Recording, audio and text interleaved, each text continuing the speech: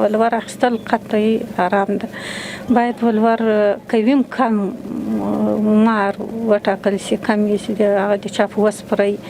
زموږ د سترګو لیدلی حال ډېر مقصد ډېر هغه ده چې ډېر تاوانونه له دې پېښ سوي دي.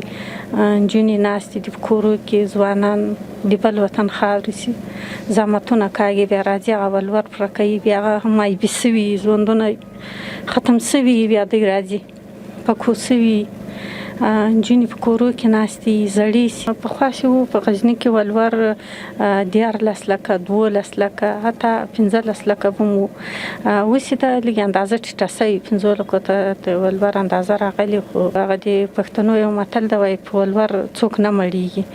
نو ولور خو آرام ده، په آرامه څوک نه مړېږي. باید ولور وانخیستل شي، نه د خپلې لور ژوند تباه کړه، نه د یو بل زوی ورور.